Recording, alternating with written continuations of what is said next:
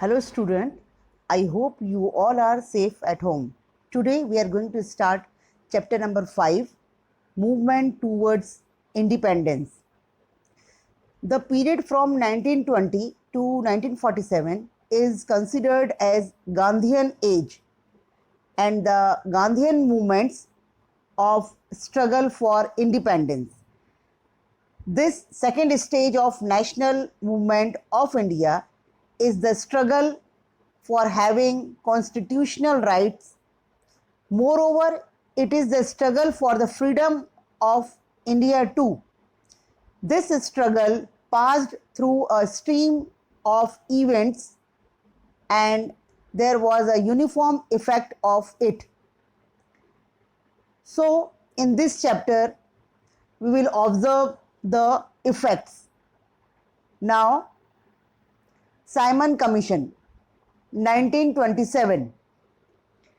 In 1919 AD, the British government introduced constitutional reforms for India under the Montagu-Chelmsford reforms.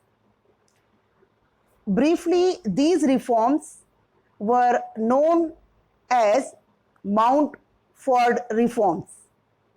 Under these reforms, the British declared that after 10 years it would send a commission to India to examine the effects and operations of the constitutional reforms and to suggest more reforms for India.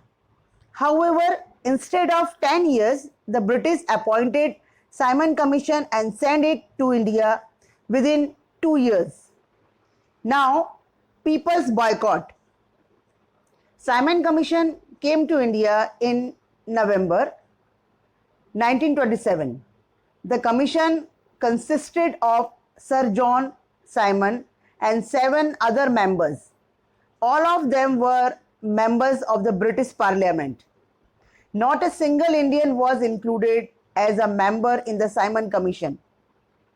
Indians strongly believed that since the commission was framed to bring reforms in the Indian political system, the British government must include Indian members in the commission to understand the problems and pains of Indian society. However, the British rejected this recommendation. Hence, Indians opposed the Simon Commission. Now, way of boycotting. When Simon Commission came to India, Indians opposed it by observing strikes, holding assemblies and processions. They raised loud slogans of Simon go back, unfurled black flags and wore black clothes to show their opposition. Simon Commission faced such opposition wherever it went. The British government suppressed the movement mercilessly. The British reacted so cruelly that even national leaders like Govind Vallabh Pant, Lala Lajpat Rai and Jawaharlal Nehru could not withstand the cruelty. Lala Lajpat Rai, who was the leader of the procession against Simon Commission in Lahore, was beaten with lathis by the British. He got seriously injured and passed away after few months in the year 1928. The news of Lalaji's death provoked Veer Bhagat Singh, Sukhdev and Rajguru to take revenge of his death. These revolutionaries murdered Sondar, the assistant police superintendent who had ordered lathi charge on Lalaji's procession. Now, Nehru Committee. The constitutional reforms to be presented through the Simon Commission were opposed by all the political parties of India. So, Lord Birkenhead, who was the secretary of state for India of the British in India gave a sample draft to Indians for preparing the constitution for India.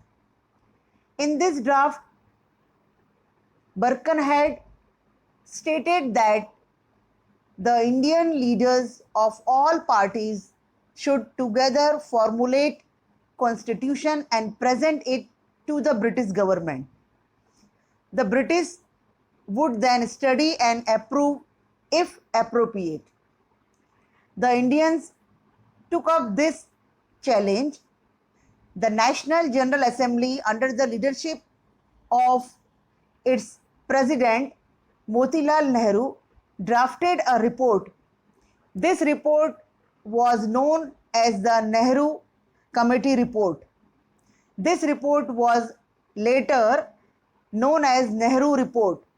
It consisted details related to the dominion status, independent judiciary, fundamental rights, and adult suffrage that should be included in the Indian Constitution. However, the British government rejected the recommendations made in this report and accepted the unreasonable recommendations of the Simon Commission. Now the next one, demand for complete independence, 1929. During the year 1929, the members of National Assembly, namely Jawaharlal Nehru and Subhash Chandra Bose, were active national leaders in India. These leaders propagated that India should attain complete independence, that is Purna Swaraj. Even Indian youths were not happy with the dominion status that the British wanted to give to India, and so they also demanded complete independence. These youth met on the banks of the river Ravi in Lahore under the leadership of Jawaharlal Nehru. There, the National General Assembly passed a resolution for complete independence. On 26 January 1930, India took the oath of complete independence and for the first time celebrated Independence Day. It was also declared that January 26th would be celebrated as Independence Day in the entire country.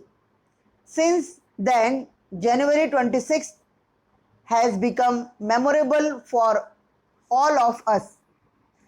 To make this day memorable, after independence, India implemented its constitution on 26th January, announced to celebrate this day as our Republic Day. Now student, in my next video, I will explain you the further topic. Thank you.